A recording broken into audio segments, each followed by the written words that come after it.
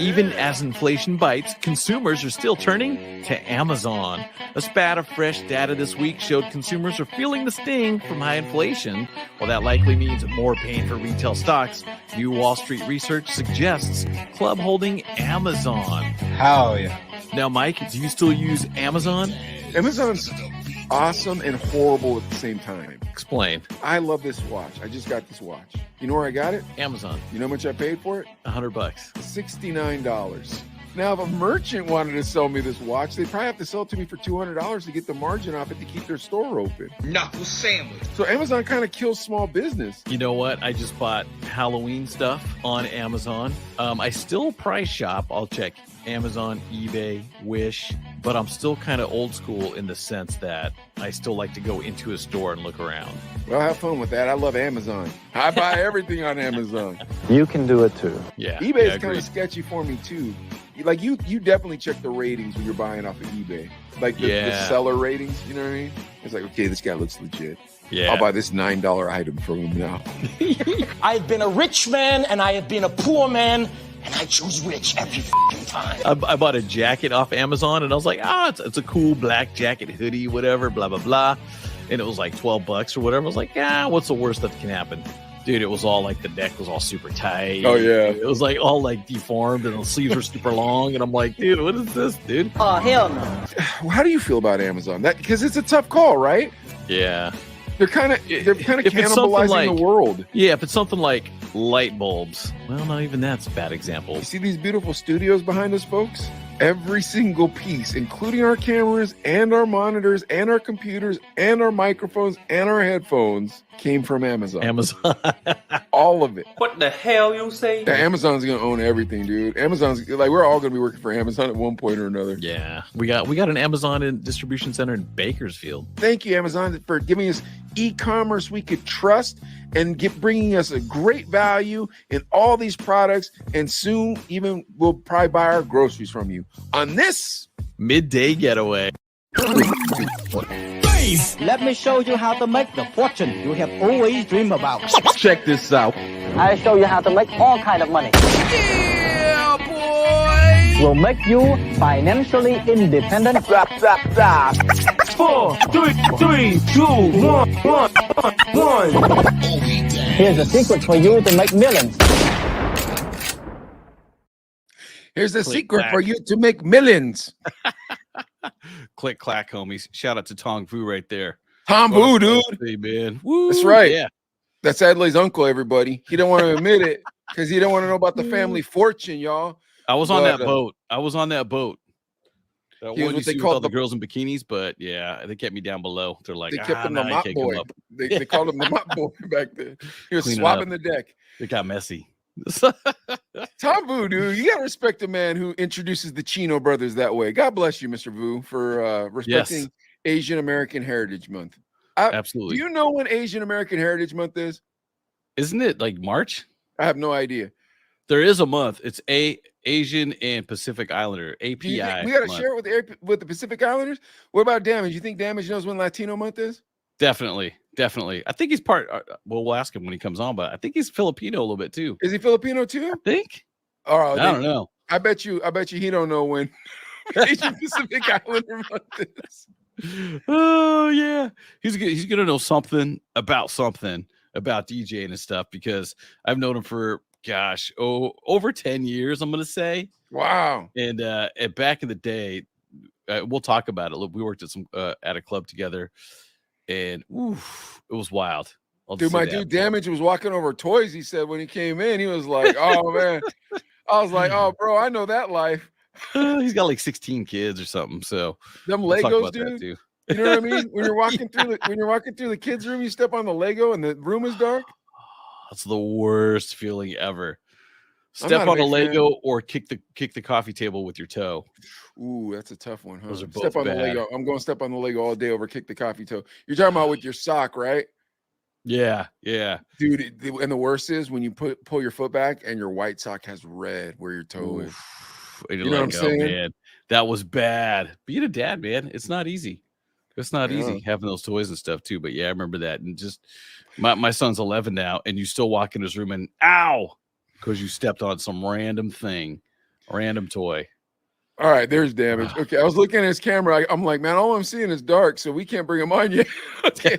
All right, well, ladies and gentlemen, that's how two professional broadcasters tap dance while they're waiting for their guest. Just in case you were wondering, we don't care nothing about no children or toys or none of that stuff. We just want to talk about DJ Damage. Adley, you want to introduce this man and bring him on the air as he walks around his house? Yeah, ladies and gentlemen, the man of many talents, from doing his thing, from dispensary work, from DJing, from all that stuff, to having a very interesting life. Ladies and gentlemen, make some noise for DJ Damage.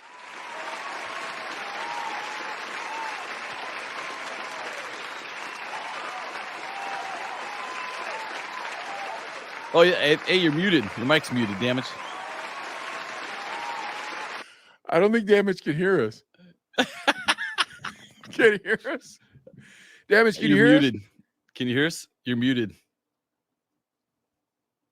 We can't hear you, Damage. Your mic is muted. I think you gotta. Can you unmute it on your screen? It won't let me unmute you. Wait, it says your mic isn't connected. You guys hear me? There we go. There you are. There you are. Okay. There we go. What's up, Damage? The plug isn't working, huh?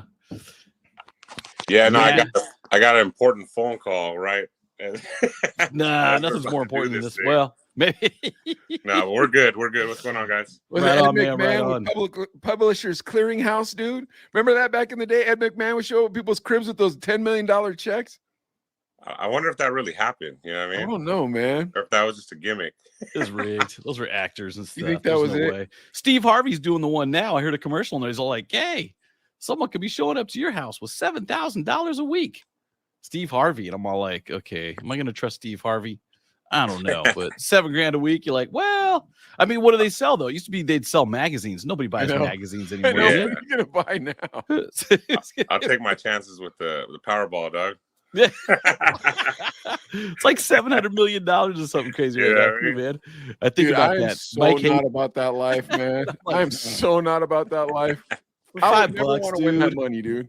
I would never want to win that money. $2 for $2 for one ticket. I think, like, man, just think it would be life changing, and I could do whatever I want. Life changing in a bad way, dude. Your kids would be horrible. Yeah, every woman that you've ever even talked to would come after you. People would be slandering your name. You'd find out relatives you'd never heard of popping up at your crib, dude. It never turns out good. That's why you don't tell nobody you want, dog. DJ Damage would have baby mamas he didn't know he had. Exactly. If he went, I guarantee you, I got some floaters out there. I'm telling you, bro.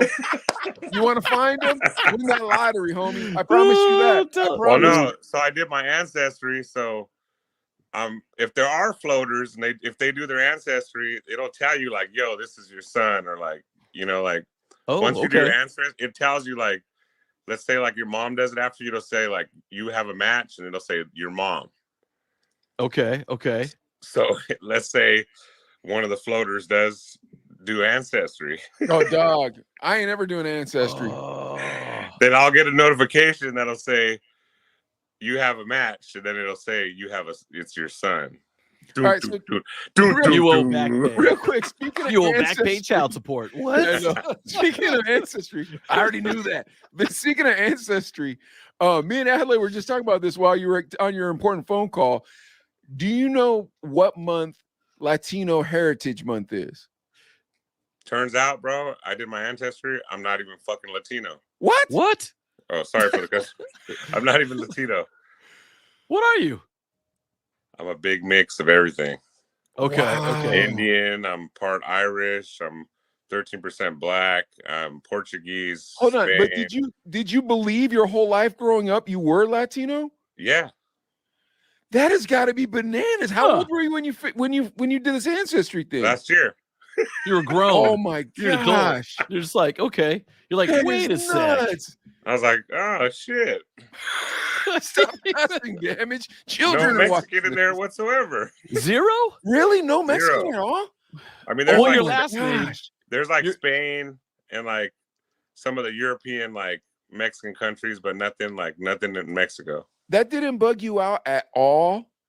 Yeah. I was like, what the fuck's going on? Stop cussing. We're gonna censor this guy. Hey, Oh, we're trying not to cuss. We're trying not to cuss. Hey, Sorry. but the Irish thing makes sense. I guess. Wow. You used to drink. I don't know if you still do, But Adley, because can you stop with the racism on this show, for the love of God? We're already called the Chino brothers. Like, hey, but there wasn't no Asian in there, so no Asian. no Asian. That's crazy. Adley, could you imagine though, if for God knows what reason you decided to do some form of ancestry.com and you found out you weren't Asian? That would blow my mind. I would lose my mind. I would lose my mind. I can't believe you are not losing your mind right now, DJ Damage. So I'm not Latino. I'm just like some kind of mutt. Wait, but did you grow up speaking Spanish or anything, or Spanish in the house? My parents did, but they never taught. They always just kind of. Oh, you're one of those guys that kind of like Mexican. Yeah, you were just a Mexican American kid, but turns out you weren't even a Mexican American kid. That is, dude, I would lose my mind if I found out I was not Asian. Like, if I found out I was part Latino, I'd be like, kind of makes sense. All right. Another thing I found out too. So my first name is Matthew, right? Turns out that's not even my fucking name. That's not even my name either. What kind of weird life does this man have, Adley? It's like the born identity. But not even. I went to go open a bank account, and this is like probably like 7 years ago. And they're like, yo, your driver's license doesn't match with your social security card. So I went to mom's and I was like, Mom, you didn't spell my name wrong, did you? She's like, no, whole life, bro. 2 T's, right? Yeah. 1 T. Oh, it's Matthew with 1 T is the real way to spell it. It's a whole different name. It's Matthew. Matthew. And it's an African descendant name. Holy God. African, I know. Damage. Matthew. So okay, hold on. We'll get into like the hip hop story of your life and whatnot, because that's what we do.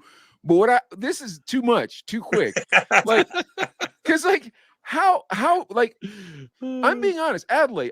Imagine you open a letter, pull it out, no tie. There's not one drop of Thai blood in you. I'd be blown away because my whole life has been egg rolls and tom kha khai and pot. You know what I'm saying? All my family speaks Spanish, and we've been part of the culture and all that shit, and it just it didn't pop up. That is insane. Wow, that is. Do you like tacos? Love tacos. Stop with the racism, Adley.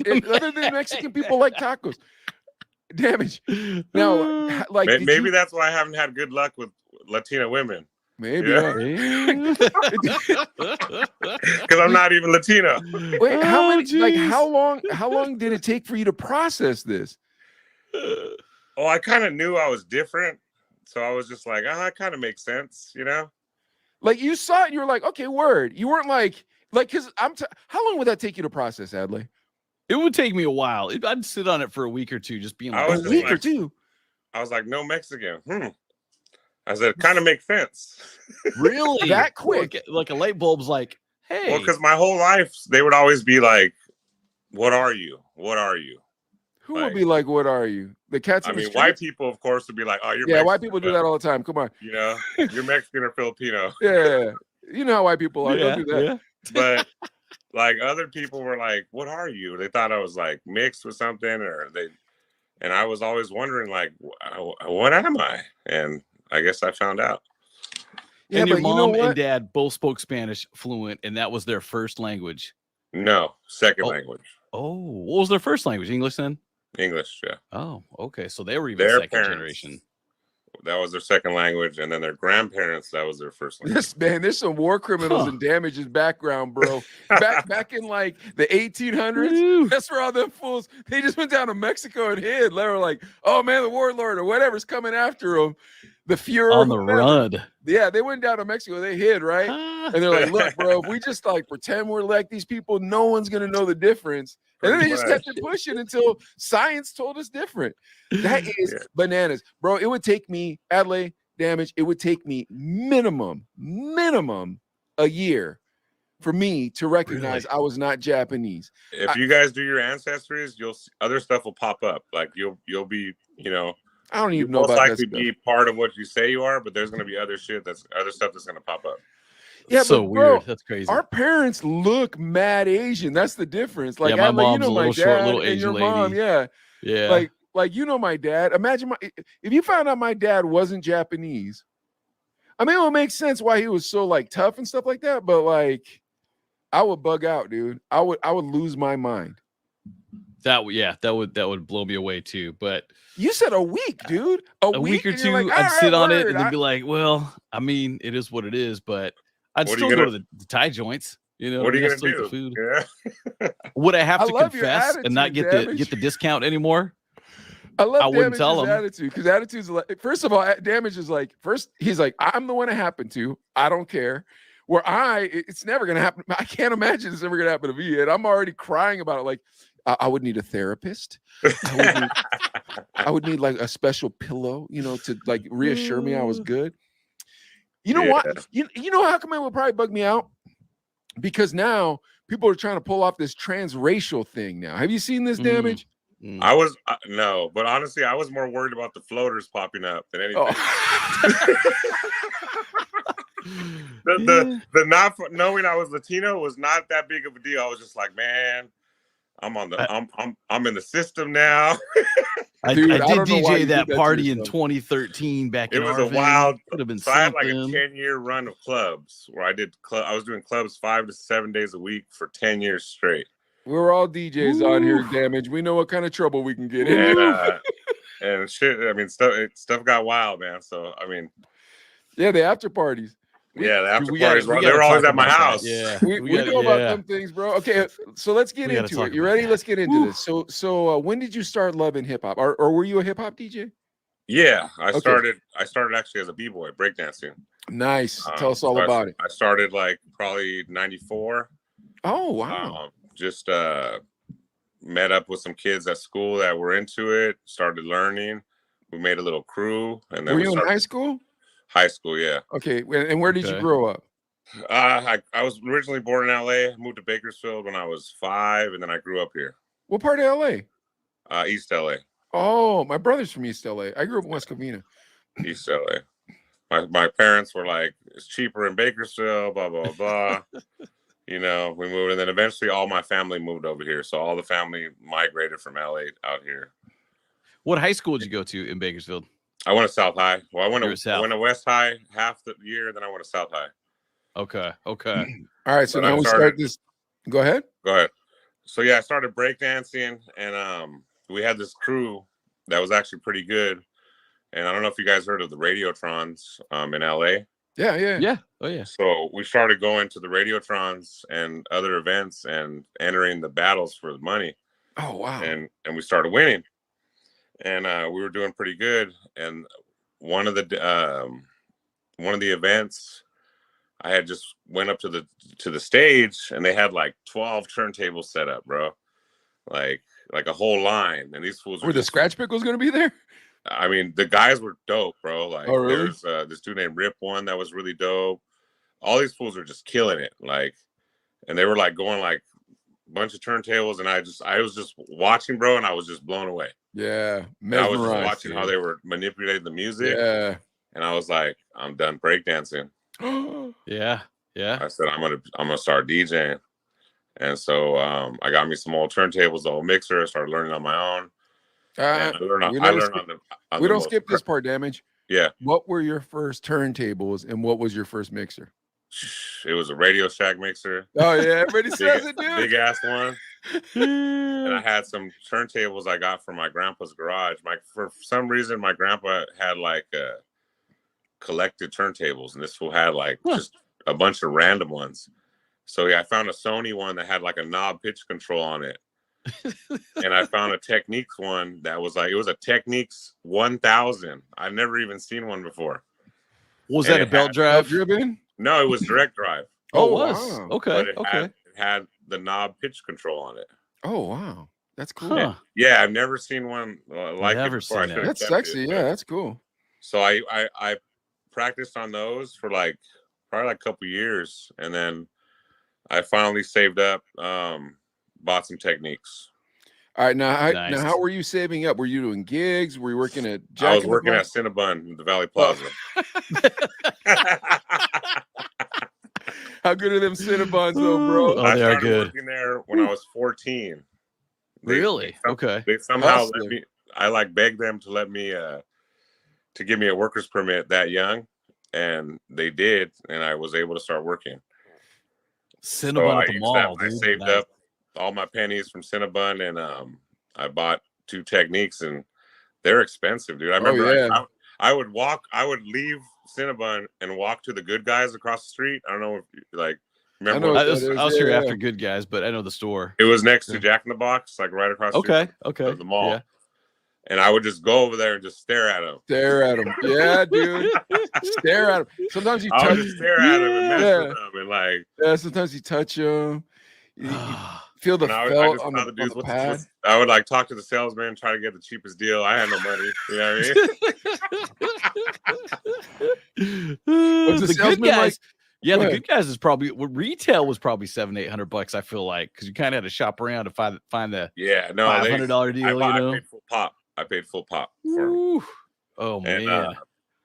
And I take that back too. So before I had those turntables I started on, I actually had 2 tape decks and the Radio Shack mixer. God bless you.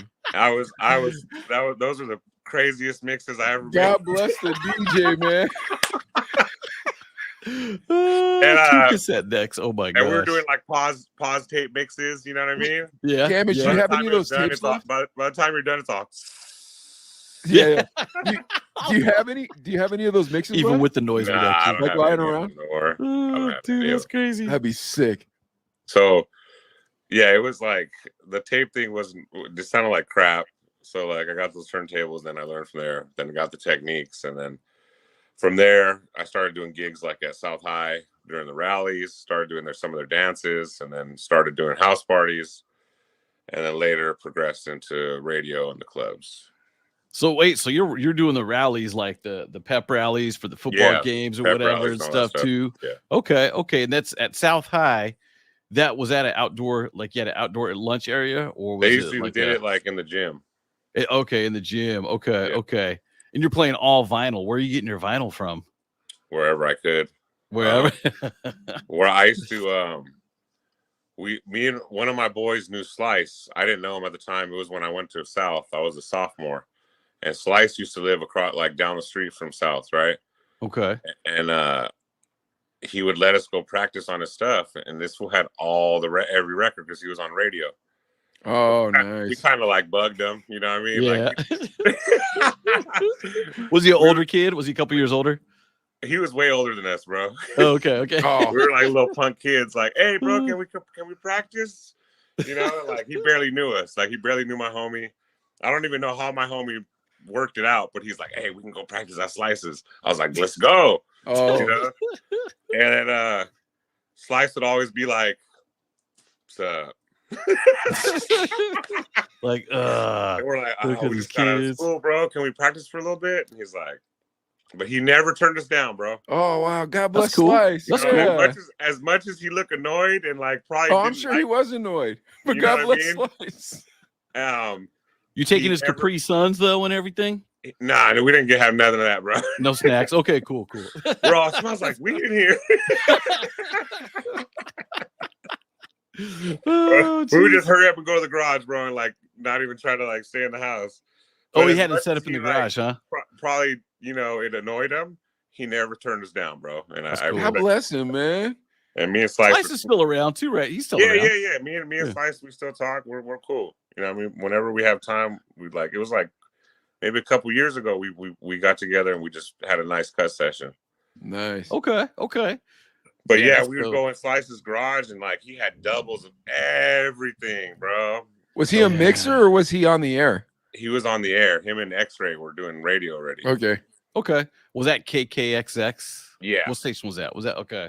Yeah, okay, because this is 90s. And in your opinion, because you're probably 10 years younger than us, at least, the hip hop radio in Bakersfield in the 90s. Oh, it was dope. It was okay. I used to record it.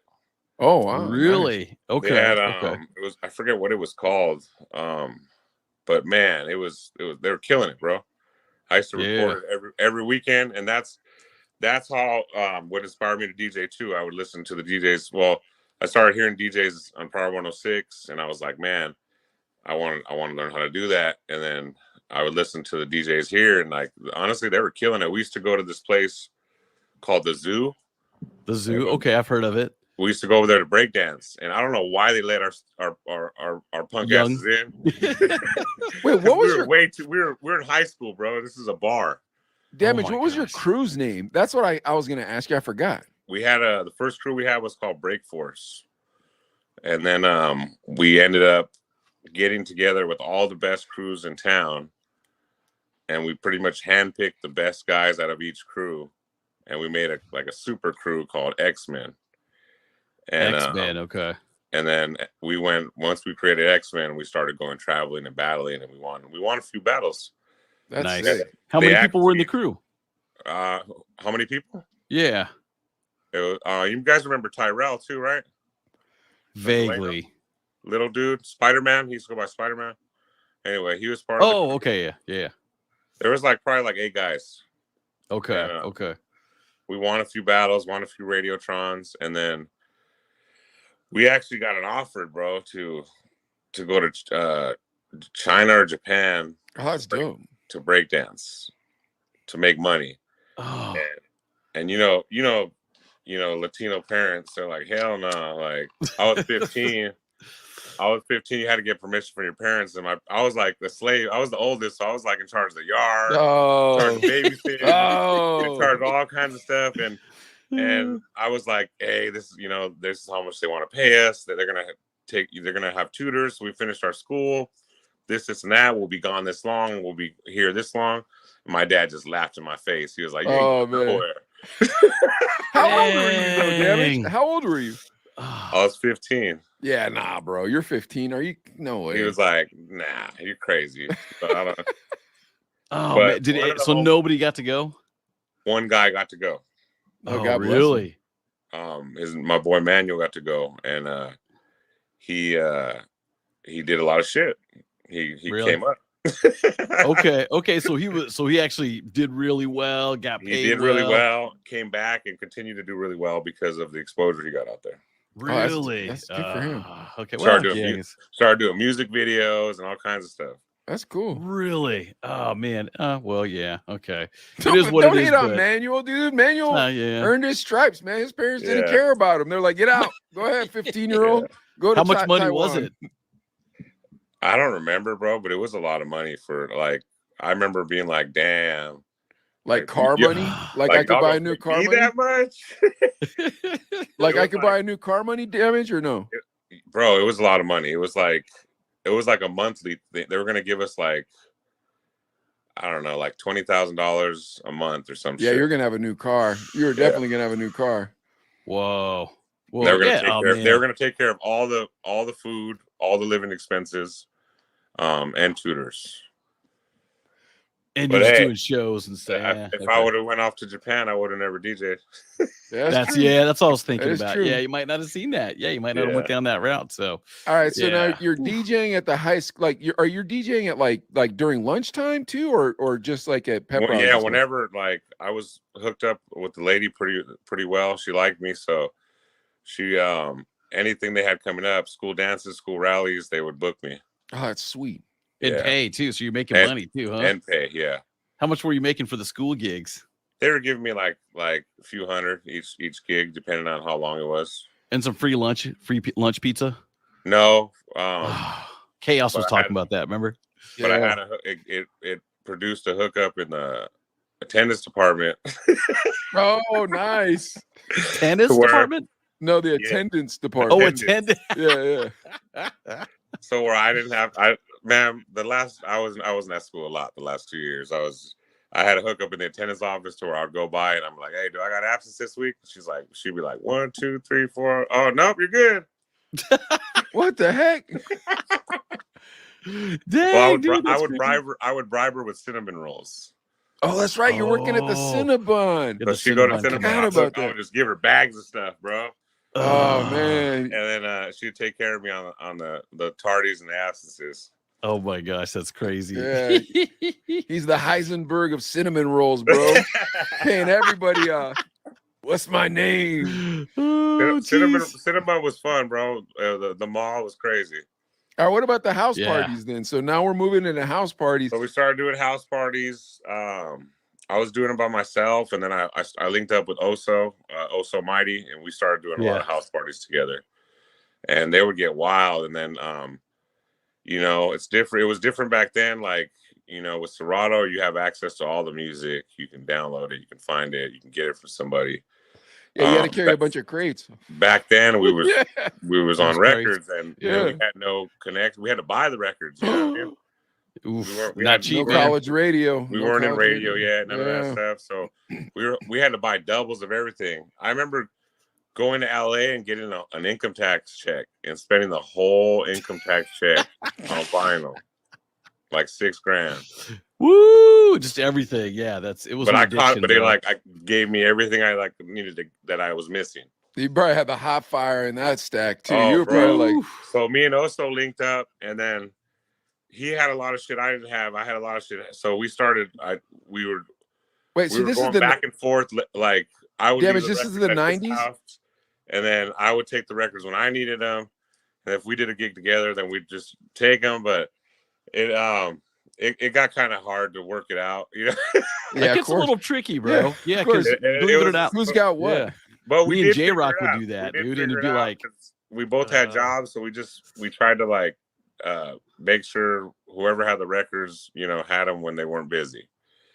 And then if gigs came up, you know, then you gotta take the records. All right, wait, Damage. So was this in the 90s? This was already like 2000s, early 2000s. What kind of music are you bumping? And in your high school parties, it was the early 2000s. Oh, no, in the high school was the late 90s. What kind of music are you bumping at the exactly? Oof. That's what I want to know about this. What kind of music are you bumping at the house parties? I don't even remember, honestly. I'm thinking like the DMXs, the Nellies. That's what I'm thinking. Yeah, I mean, I don't even remember. But just all the live Luda, stuff, man. I didn't honestly. I didn't have that many records, so I was just playing whatever. What? Oh man, I was playing whatever was best with what I had. You know what I mean? Hey, dude, people were getting down, dude. So that's what's as long as they're man. dancing. That's right. I had a few hits, but yeah, that's why I applaud some of these DJs are like vinyl only, and you know that's great. I respect their art form. I'm part of it. But I carried so many records, bro. Yeah. So long. I remember that. And the speakers, dude. Don't forget I hate the speakers worse than the records, dude. Well, the records were pretty bad because I was like, I'm kind of OCD. So, I would feel like, oh, what if I don't have the song? Or like, so I would take all my records to all my gigs. So you're talking what, 4 or 5 crates? Nah, we're talking like 10, 12 crates. Holy cow. And you were by yourself? You didn't have a homie or nothing? Yeah, we had homies, we had dollies, we had everything. Oh, okay, cool. I thought you were by yourself on them 10 crates. I was like, no. When we did a party, everybody grab a crate, you get it free. Okay, cool. You know what I mean? Yeah. We got 12 of them. Were they around at the end of the night to help you pack up? Hell no. That's what I remember. Come on now. I'd be like, dude, you got what? Come on, man. Yeah, that's what I do remember about house parties and stuff. Boo. People just bounce after. What part of town were you doing the house parties in? By South High, pretty much, or? Yeah, kind of like Southwest. Did you ever get into those warehouse parties or anything off of Union?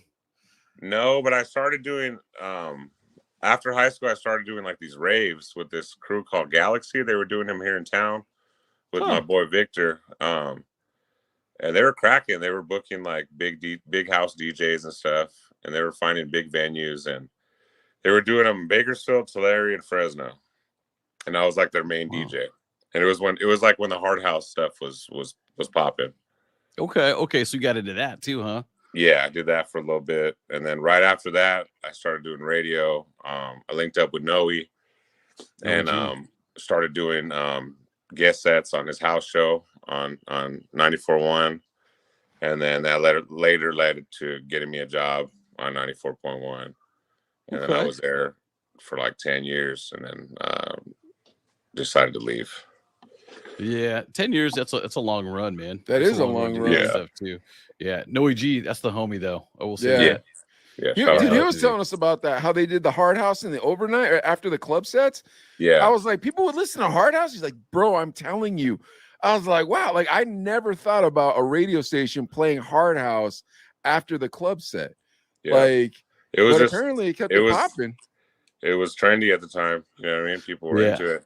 I even feel like in LA, power tools would run from 2 to 6 They would do the or same something like thing, that, right? Yeah, that was your club. reference, Adley, was the power tools. I'm like, I don't even remember power tools. Yeah. Humpty Vision and Bad Boy Bill and man, all those guys. Yeah, that's dope, dude. And what's her name? What's that girl?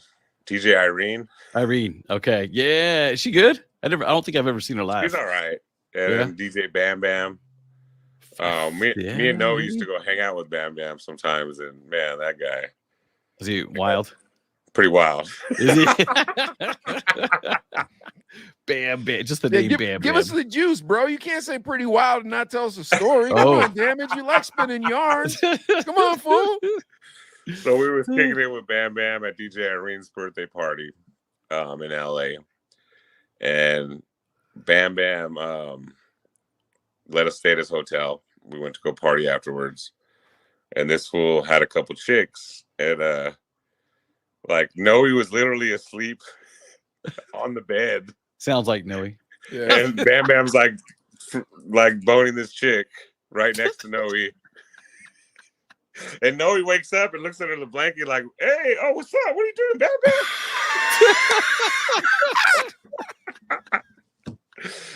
and I'm like just drinking a beer, like not trying to like not even look, because he didn't even care we were in the room, bro. Oh my gosh, bro! dude, I'd have to go out of the room. I couldn't stay in the room. I'd have to leave the room. I couldn't do it. It gets that odor going, and it's And then that's like one of those things when it's not your odor. It's yeah. You know what I'm saying? With somebody else, you're like, ugh. I was like, why did you invite us to your room, bro? It's so weird. And then the other girl, he ended up taking her to the restroom, and we could hear everything. The other girl? Yeah. Yeah, he came back with 2 girls, remember? Oh my gosh, dude. Bro, I would have had it bounced. And then the next day, Noah was like, hey, did he take Stacey Hollywood to the restroom? Her name was Stacey Hollywood. And I said, yeah. I said, you didn't hear? He's like, man, I went to sleep. I was like, yeah, stuff went down. And I guess Stacey Hollywood was not a girl. Oh my gosh. I didn't see that coming, Adley. Did you? I did not at all. We didn't hang out with Bam Bam for a while. We didn't. Oh, that dude Bam Bam, he was trying to get freaky deaky with the 2 of you cats, man. I don't know what's going on around here. Wow, you guys might have dodged a bullet, dude. I mean, maybe. That's 100%. He's trying to get freaky weird. Dude, you don't invite people to your crib when you're doing stuff like that unless you're trying to get them to participate. Hey, from Bakersfield, we're pretty chill though. We're innocent. I think we handled it pretty well. Oh yeah, I think you did. You're smart, not going to sleep. Yeah, we didn't go to sleep at all. I'd have been like, when I opened the whole night, like, oh boy, yeah. What was her name? Rachel Hollywood? Stacey Hollywood. Oh, Stacey Hollywood. Man, that'd be the worst, bro. Could you imagine if Bam Bam would have come in, but like he was trying to pretend like you were gonna just party, and so you're spitting game? Believe it. We gave him shit about that for years. I would never stop. I would never stop. We see him like, what's up? How is Stacey Hollywood? He's like, oh no. Hollywood. Wood. It's all about the wood. Oh my gosh, bro. The closest I have to that story is one time me and Adley, we were in a crew called Too Strong Entertainment. We're a DJ crew, and we DJ'd at this gay party. But no, I don't know why I didn't know it was gay. Adley didn't tell me it was gonna be a gay party. So I show up, it's a gay party, right? And there's this dude that was in our crew. His name was Martin, and he was real pretty. But like I always looked like a longshoreman, so I didn't really. It wasn't like I was like, oh no, there's gay people. It was like these gay people don't like me. I don't look. This isn't for them. Martin, on the other hand, though, I don't know if you should be here, Martin. They're buying him drinks. Yeah, dude. Martin ended up hooking with the ugliest chick that would like hang out with our crew. You know how you have them stragglers every once in a while? They just hang out with your crew. Martin ends up hooking up with this chick, dude. And we're like, what are you doing? And he was like, I had to prove to everybody I wasn't gay. And we're like, bro, we didn't think you were gay, man. You would have been cool. Dude, then she started showing up everywhere we went. Do you remember that, Adley? Don't say her name, but I think I remember. Oh my goodness, it was so bad. I was like, why would you do that to yourself? And that was his answer, Damage. I had to prove to myself I wasn't gay. I'm like, I didn't need to do that. Like I knew who I was, man. I was good. Yeah, that's a big no-no. Big no-no. Oh man, it's horrible. Although that the one you just told us about Bam Bam is way worse than that, I think. Oh man, like Adelaide said, man, I'd make a great movie. Yeah, and that's the party stuff. Days, yeah. Oh my gosh, Damage, dude, Damage. Because you start doing the clubs. So this is probably to early 2000s. What are the clubs that are popping in Bakersfield? I got hired at Replay. They were like the first club in Bakersfield that was doing bottle service. Yep. Oh wow. So and it was when real estate in town was like booming. So like. It was definitely game changer in town. It was the first place to do the VIP service, bottle service, and they were charging so much for the bottles, like it's ridiculous. And people were paying it, and how much? It was unheard of for Bakersfield. How much? Right? There was a guy there all drunk one night who they had to call the cops on because he couldn't pay his like $6,000 bill. Tab? Oh wow! He was ringing up $6,000. Oh my gosh, dude! Like I think the minimum bottle was like 800. Like that's the lowest one was like 800. Dang. Could you imagine waking up the next day spending $800 on a bottle of liquor? I'd be so mad at myself. And at Replay, like at every club, we had like crazy nights where like celebrities would come through because I was involved in radio too. So whenever celebrities were in town at a concert or anything, they'd always come to where I was DJing at afterwards. So. Like at Replay, Wu-Tang came through one time. Oh, nice. It was Ghostface. Ghostface and Raekwon came through. Nice. And that's dope, dude. I DJ'd the concert and I was leaving. I bought a Wu sweater. And the guy that sold me the sweater said he was Raekwon and Ghostface manager. And he's like, they want to go party afterwards. I said, all right, I can see what's up. He goes, we need comp bottles though and a limo. I said, let me call the owner and see what's up. So I called the owner. I said, hey, bro, Wu-Tang wants to come to your club after the concert. They want 5 comp bottles and a limo. He's like, if Wu-Tang wants to come to my club, I will give them whatever the hell they want. Nice. Smart man. They finally ended up coming through. They came through like, it was like already midnight. We had to get them this big ass like truck limo. And then they had a list of like what they wanted to drink. Man. So they came in. It was Ghostface, Raekwon, and little entourage, and they had one security guard, dude, and he looked like he was skinny with the afro. He looked like one of those black kung fu guys. You know what I mean? And he just everybody. And as soon as everybody closed, he was just like pushing people away, and he just looked like ready. And he looked like skinny, bro, but like cut. You know, like a Bruce Lee type body. But do you think he could come with it though, Damage? Do you look think like he could come with it, dog? Okay. I mean, I doubt they would have that full of security if he couldn't. You know? Yeah, and they were all into the kung fu and stuff too. Yeah, so maybe he's one of those dudes. They probably had one of their homies that knows kung fu put him on. But they ended up. We got him a VIP, gave him everything they wanted to drink, and I was supposed to be DJing, and Oso was there, and I said, hey, bro, you're going to have to DJ. I'm going to go kick with these fools. I don't blame you. I don't blame you. And me and Raekwon smoked a blunt. He hit me up. He was like, you got any trees? I was like, yeah. Went and got some weed, and he was like, open your hands. And he rolled up like a blunt, bro, in my hands like so fast. Like, and I was just like, Raekwon's rolling a blunt in my hand. I'm about to cry. Oh yeah, man. And he rolled it up. We smoked, and he was like, "Yo, since you're a DJ, like, it was like the album they came out with after Wu-Tang Forever, that wasn't that good." And he was like, "What do you think about the new album?" I said, it was good, man. It was good, you know? And he goes, no. Honestly, he goes, what do you think? And I said, it needed more bangers. You were missing about 4 bangers in there. You would have thrown 4 bangers, it would have been a good album. And he was like, I agree. He goes, but it was RZA's call. And I'll never forget that conversation. Huh. Wow. That's crazy. And then Raekwon was like, what are you doing tomorrow? I said, nothing. He goes, we're playing a House of Blues in LA. Come through. And I was like, all right. He's like, give my number. Just call me when you're there. And I was like, okay. Wow. Did you go? Dang. I went. they showed me mad love, bro. I mean, I went with Nice. 3 homies, called him. He answered. What's damage? What's good? You here? I'm like, yeah. He's like, I got you. You're on the list. And I said, all right. Went through. They gave us VIP, everything, bro. Wow. And we got to party and backstage. It was like we was part of the crew that night. Wow. Now, all right. That's now here's dope. a debate we've had on the Chino brothers before. Answer this for us, Damage. Adley says RZA is culturally appropriating the Asian culture. Do you agree with him or disagree with him? I think he just is into it. I think he's just into kung fu and the wisdom of the culture. I don't think he's like trying to be Asian. You think it's a respect thing? That's what you're saying, Damage? It's a respect thing? I think it's just more like he's trying to better himself by the wisdom part of it, and he respects it and is into it, you know.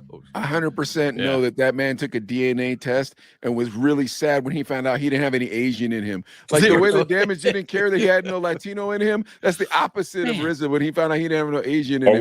Or what if he didn't and he had like 2% Asian? He was like, yeah. Oh, dude, that would be dope. Huh?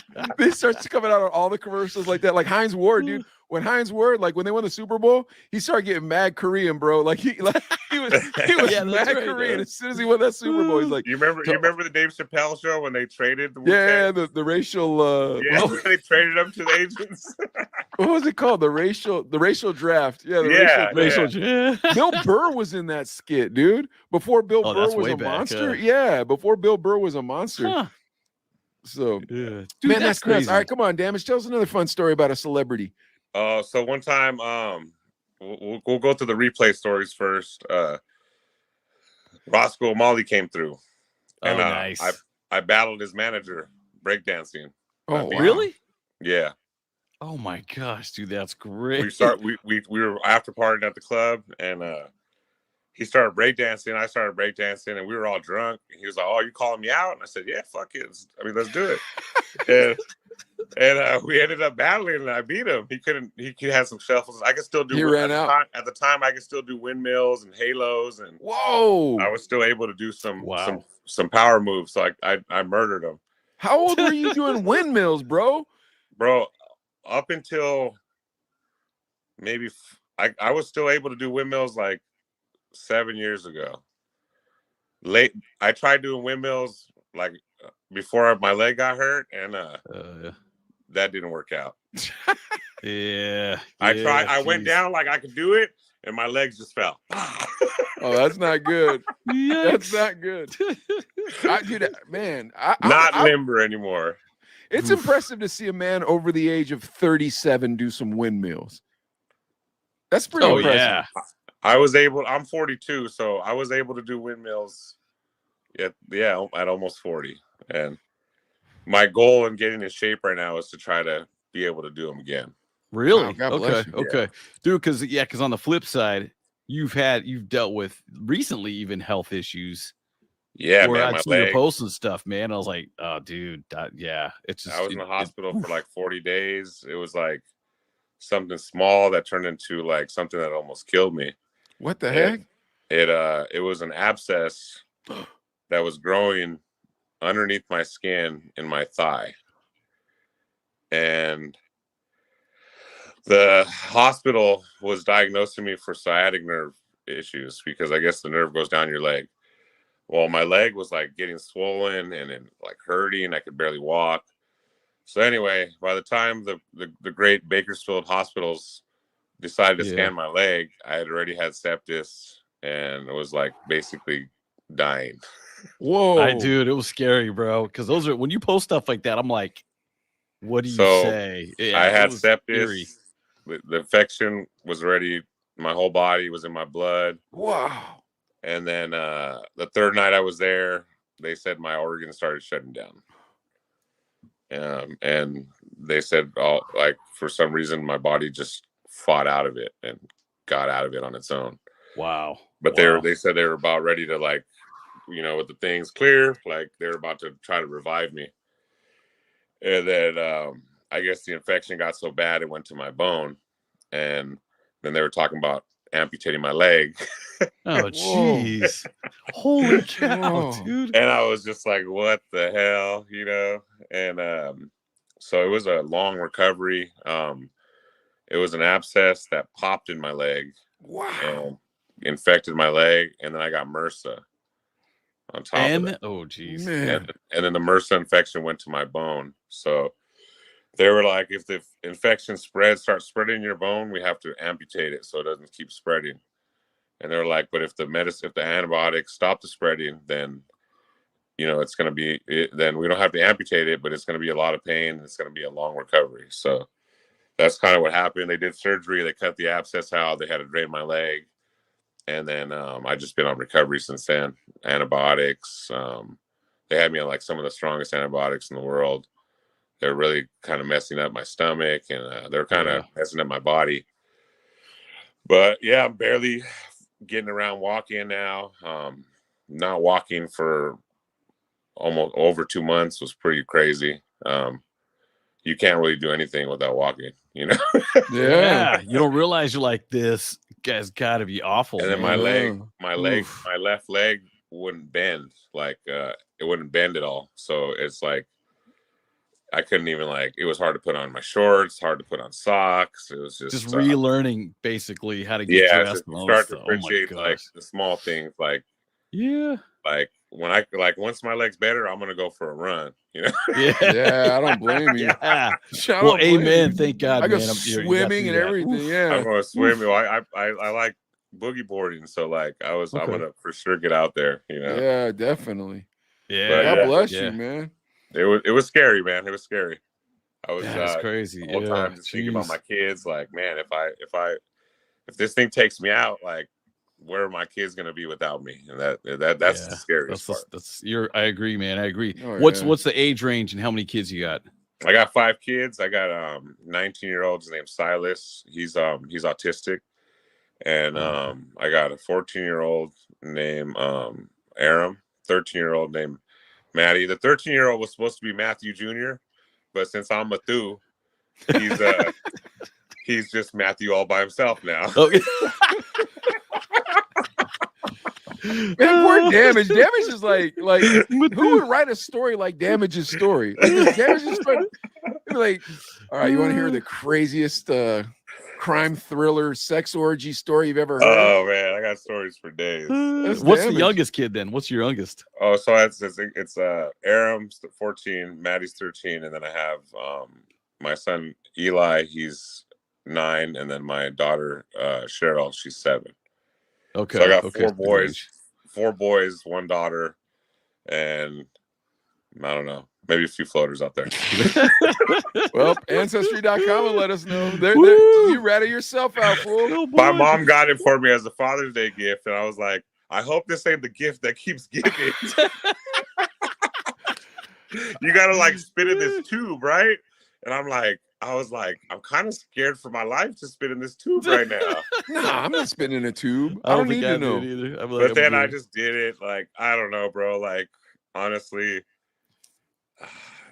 after being in the hospital, all that stuff happened. It made me think differently about if I do have floaters. Yeah. Oh yeah. That's true too. Because the you still want to reality be a part dad, of it, right? I don't want them to be mad because I was a good dad to these other kids, and they barely, you know what I mean? Yeah. So definitely. There's one I think I know about it that I'm gonna have to figure out soon. Also, there's a possibility of one. This is not like this. This sounds like we're. It might be number 6. You know, when you're in high school, your homeboy tells you that, he's like, "Man, I'm not sure." There's most likely a number 6. Oh, dude, this is bad. No, this ain't good. Damage. All right, Damage. Give us. Oh no, real quick. Have you ever gone to? Have you ever been to a convention? How many? Or should I say, how many conventions have you been to? Yeah, like DJ conventions. Yeah, I went to the Bum Squad one in LA. Okay. Because I thought you were going to tell me you went to multiple. Because I was going to ask you what the wildest thing you saw at those. I didn't really go to the convention. When I got in radio, it was kind of like radio used to be real fun, and the DJs had power to play what they wanted, stuff like that. When I got in radio, it was like the PDs took all the fun away. Oh, what year did you get in radio? I don't remember. Was it early 2000s or was it mid 2000s? It was about 18 years ago. So yeah, 2004, 2005. So yeah, you're kind of on the end of it. Yeah. So yeah, I got the end of it. Kind Like, of starts we kind would of go to a lot of Not label really. we'd go to a lot of the label parties in LA and stuff. And but I only went to one convention because there just wasn't a lot of conventions. But that Bum Squad convention with the LP, I remember. Was that Raucous? Was that a Raucous Records thing? No, it was Bum Squad. Latin Prince did it. Okay. And he whatever label he was working for at the time, like, took care of everything. But I remember being in the elevator, going down with some DJs and LP, and he's like, "Fuck." I'm sorry. He's like, "I've given up." Yeah, so have I. I'm like, I guess we're just not going to try to monetize this one. He's like, great stories nonetheless. Yeah. He's like, the hotel charges $500 if you smoke in the rooms. He's like, just about every DJ that is here has smoked in the room. And I have to talk to the label about, it was like some crazy paying those amount, fees, bro. Like 12 G's or something. Oh yeah, gosh, dude. Yeah, the program directors or the music directors and the program directors probably got the weed for them from the record reps. You know what I mean? The reps probably brought the weed. PD got paid out. Hey man, here's your little cutoff.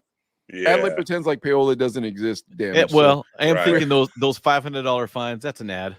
When I got in, the payola stuff was over, bro. It was dried up. But they still visited and came up to Bakersfield. Yeah, they still visited. I'm still friends with D Train and Leilani. Yeah, Leilani's good people. She's been on here. Yeah. Dude, we were in radio in the 90s, and it was like being in the mafia. Like It was like being in the mafia, dude. I don't even want to tell the stories because people that we know watch the show. And when we first started the show, that's all we did was talked about our radio stories. And I had like, yo. Yeah, everybody was like, all right, we're done with that there. My name was Sketch. When I was on radio, it was Sketch. So everybody's like, we're done with that, Sketch. And all of them were like, yeah, we'll come on the show. And we're like, look, we're getting all these guests. Nope. They came on to be like, hey, bro, remember what you said? And I'm like, oh, I don't think you watched this thing. Yeah, it lives forever on the internet. Apparently, I know, but like it was like the mafia. In fact, my program director, this is a story, and I said it while he was on the show, so I don't feel that bad. He loved The Sopranos. And The Sopranos was new at the time, you know. And he'd always tell me about it. You got to get HBO. And I was like, dude, look, do you want to be in the mafia? And he was like, what's the difference? That's what he said. He looked at me and said, what's the difference? And I was like, yeah, man. Dude, there was an indie who when Death Row was around, they didn't play by the rules. So they were hired two indies for the same territory. So we had an indie and another indie came in his territory and he hired somebody to break his arm. That's how radio was. Damage, you know one of the indies too. Because we had the same indie. You had the same one at Hot. I don't know if they still do that stuff anymore, but I won't say his name. But we won't say his name.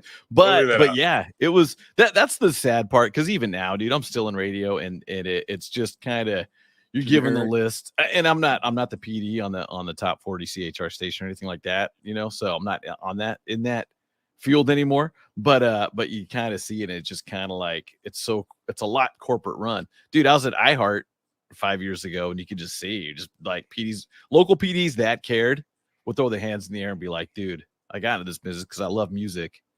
I love the art form, but my hands are tied. I can't. Corporate's feeding the stuff like, hey, you got to add this, and you're like. Then they start taking a taste of everything, and then there's no more points on the package because nobody's buying records. You know what I mean? Yeah. When we were in radio, there was nothing against us. It was the internet wasn't even there was no such thing as the internet really. People were buying records, the labels were making money, you know. Yeah, CDs, and the labels were so cool with us. Like, dude, you would always have fresh hoodies, you'd always have fresh gear. Then on top of it, you never paid for lunch. Then on top of it, you'd sit and wait in the truck till your program director came back with an envelope of some sort. I don't know what was in there, none of my business, you know. Yeah. Yeah, that's crazy. That's the good old days. And dude, just to go back to replay real quick, this is where I met Damage. And I remember I was like, okay, dude, this club is like, because I grew up in Orange County. We lived in Tucson, and Tucson's more Bakersfield than obviously LA. It was kind of like your bars were like Dude, we had a bar called the Bum Steer, and it was cowboy themed. And, you know what I'm saying? So that was kind of thing. Then you go to Replay, and you're like, dude, this is like some Hollywood type stuff. And you're like, it was that hot, dude. It was that dope. Yeah, and it's bottle service. And I remember Rum, right, was the owner. Rum was the owner. He was crazy as that. Cool as he was the coolest dude. Wait, did Oscar hook you up with a gig there? Oscar was the one that kind of got us in there, but it was I don't know if you remember Play 103.9. It was a weird look for us, I'll be honest. But Damage was the coolest dude ever. And I remember the Washington Apple was the drink of choice. And I think even Damage, like I was setting up and he's all like, bro, hold on before you start. And then he brought around to like the Washington Apples. And we're like, listen, we're doing shots. And I'm all like, all right. I was like, dude, this guy. And it was a lot of the Replay nights. This is what I remember most. I didn't remember a lot of the nights at Replay. That's how Replay went, bro. You try to keep up with those guys? Crazy. And I was already 35, 36. So I was kind of on my time. It's time for me to start slowing down mode. And I was like, dude, I don't know if I can't hang with these young dudes, man. But it was fun. And then Replay had a hotel. Replay had a hotel next door, bro. Yeah. Oh, wow. Right next door.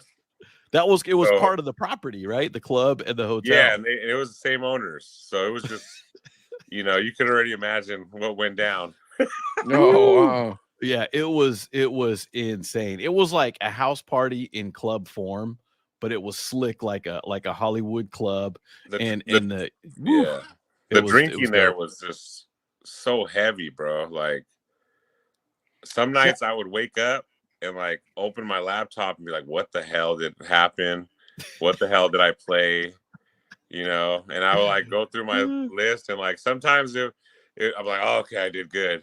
And then sometimes I'd be like, oh, what was I thinking? The same stuff over and over, and it got me too drunk. Adley, you got down like that too when you were DJ? Dude, you get that drunk when you were DJ? It was, because it was just kind of like Replay was just, it Replay was an and anomaly. Camino were just, I was doing Replay Camino was and wild. Camino. Was wild. I never DJ'd there, but I remember going and it would be, Camino was insane. It was just like the drinks were always flowing, and like the owners were just always trying to get you drunk. And the bartenders are trying to get you drunk. Nah, dude, I can't work that way. I personally can't work I wasn't that a way. heavy drinker by any means, but you don't drink like that, Adley. But woo, it was like, oh my gosh, dude.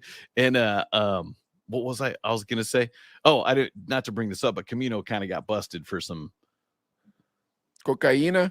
No, it was just ABC. That one of the bartenders there was not doing his job right, so they pulled their license, and then dude. They gave it back to him, and then the same bartender did the same thing again, and that was it. Seriously? Oh man, that dude.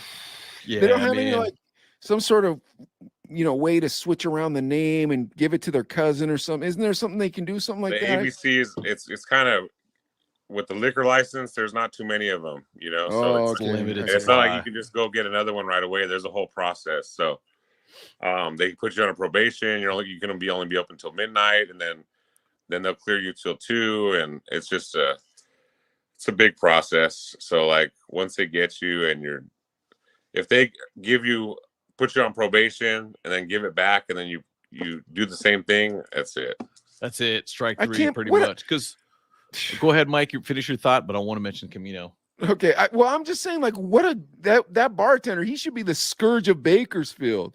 He destroyed a business, destroyed the livelihood. That's horrible. Yeah, people weren't too happy with him. A lot of people lost their jobs. Yeah. That was a big spot because we did Castadores. Big spot. They were doing. Real. I would be in the main room on Fridays. They had I was in the main room on Saturday. They had Oso on Fridays, and then they had my brother John on Thursdays. Thursdays we get cracking. Yeah, good dude. Yeah. Oh, dude, I used to do Tuesdays there. I did Tuesdays too. It was Pink Taco Tuesdays, and dude, it would crack like a Saturday. I'm like, don't y'all have jobs? Like, don't y'all have jobs and stuff? Yeah, Taco Tuesday. Taco Tuesdays in Bakersfield for some reason get popping off. Yeah, I'm like, it's taco. No, in Tucson, You know, I don't even think we tried to do Taco Tuesdays, whatever. Dude, Tucson was a weird market. Like, I'm losing myself in these stories with Damage because he's playing these magnificent venues. You know, just beautiful to listen about. Dude, you don't even want to hear about our club's Damage. They were boo boo yeah, bro. They were not.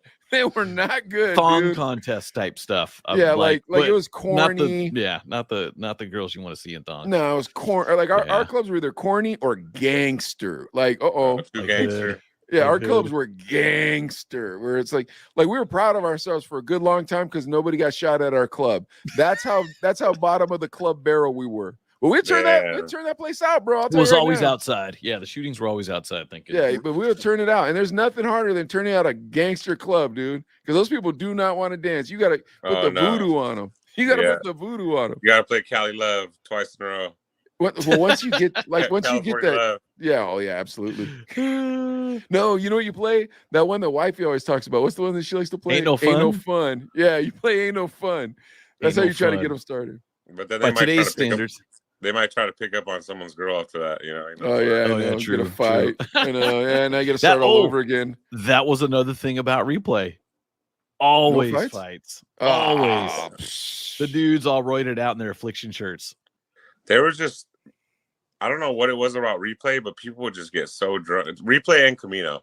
Camino used to have fish bowls. They had these things called fish bowls, and they would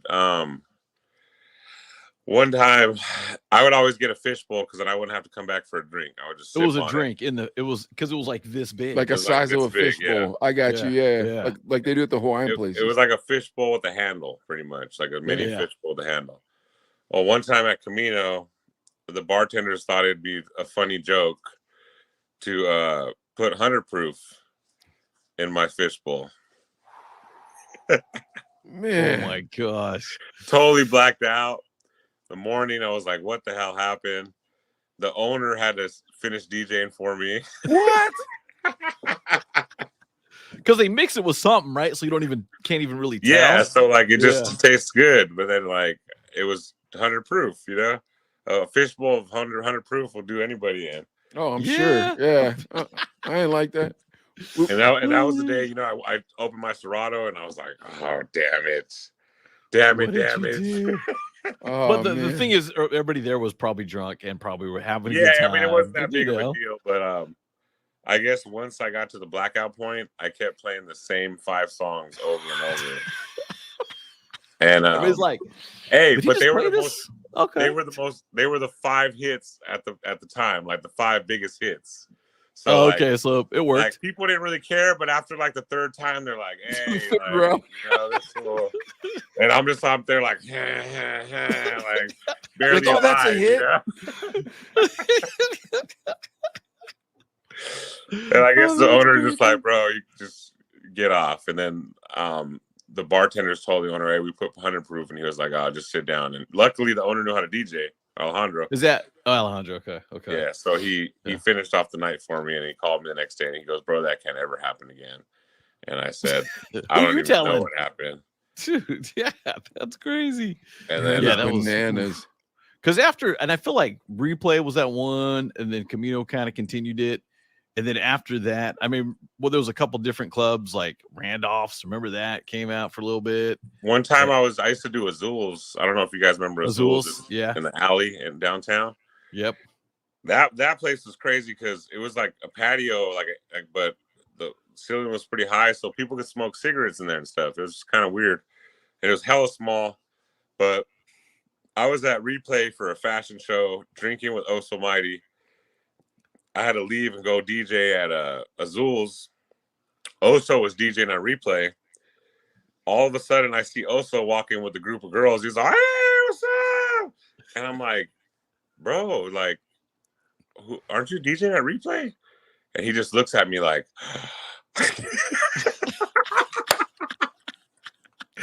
He forgot? This is back when Oso used to drink. But he's been sober for a few years now. He just looked at me like, "Oh crap," you know. I said, "Who's DJing right now?" And he goes, "Bro, we got so drunk. Me and you got so drunk at the earlier." He goes, "These chicks came in that I knew, and they're like, 'Let's go downtown,' and I left." Oh my gosh. All of a sudden I look at my phone and the owner's a replay. Where the F is oh so mighty? Where the F is oh so mighty? Where the F is oh so mighty? And I showed him, I go, bro, look at this. He goes, I go, you need to get back over there. And he eventually went back, you know, but we got so drunk he got so drunk he forgot he was DJing. Wow. That's right, now, it would be sloppy. Oh my gosh. So Damage, now you're involved in some sort of a pot store or something like that. What's going on with this marijuana store? I do genetics. I've created my own variety of strains. So I do breeding. And pretty much I got world renowned recognition for some of my strains. I made a strain called Cheesecake, Dream Cookie, Gorilla Cake, Cherry Cheesecake, and a few other ones. And pretty much I breed the strains. I find a male of the strain I want to breed, and then I find females of the strains I want to mix it with. And it's kind of like DJing, I guess. The different strains that you're mixing are kind of like songs, and you put them together and they make a new song. That's nice, man. Now, have you sold any of your strains to a famous person like Urkel or something? Yeah, I mean, I'm not probably like as involved as I was when I first started doing it now, but yeah, there were some famous people. I think I never sold it, but like I smoked with a lot of famous people, and a lot of people, you know, like the weed. I got to smoke with Chong, you know. Oh wow. Got to give him some weed, and then but yeah, so I did that for like 7 years, and I did good. I pretty much, once you create a strain, you make seeds of the new strain, and then, you know, from the seeds, people have the strain. It's like the seeds are like the CD copy of the strain. Oh, okay. Well, I don't know much about weed or all that and stuff. It gets complicated. But you never like commercialized this? You just did it for your own personal use, or? I commercialized it, but I don't really want to talk about the rest of that. That's fair. That's tomato. I just didn't know if like you made a strain for someone, you know, like I know that Justin Bieber had a strain, but people don't understand, like making a strain takes about a year. So I made like a bunch in a few different years, but like making a strain, it takes sometimes people years. So the process is you get a male, the male has pollen, you put it on the female has buds. The pollen then forms seeds in the buds. You get the seeds out of the buds, you plant the seeds, you pop all the seeds, and then you number them.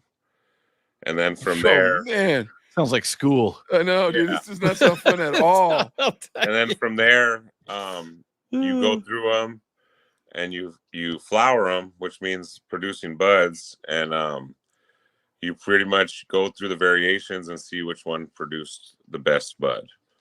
And once you find that one, then you figure out what number that was, and that's your strain, and you get rid of all the other numbers. Man, that's crazy, because I'd be so stoned I wouldn't remember which numbers I put on anything. I'm not that organized. You got to be very organized. Like I said, I'm a little OCD, so it kind of helped me. But yeah, every strain takes about a year.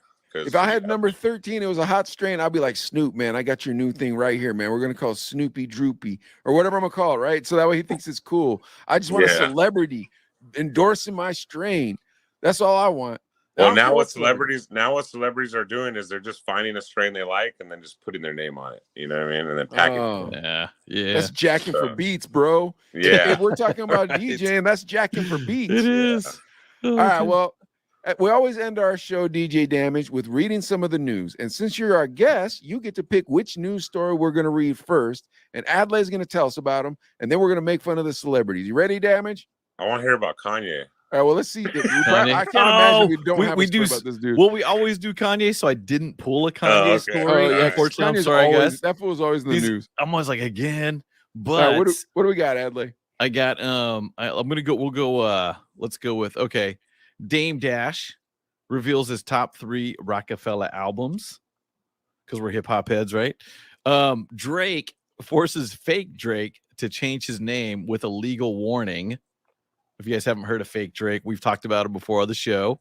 Now this is just kind of topical news. In New York County, the court reinstates New York City employees who were fired for being unvaccinated and says that they're entitled to back pay, which I think is just kind of a good, interesting story. This is a Bakersfield story. First Amendment victory. A Christian baker, and damage, you might have heard about this. They refused to make a cake for a lesbian wedding, and a California court says, oh, I lost the headline, but that they actually won it. They didn't have to make the cake, but really that says Bakersfield on it. So I thought that was kind of interesting. And Bakersfield, they don't care, bro. They don't care. They're like, we're not going to do it.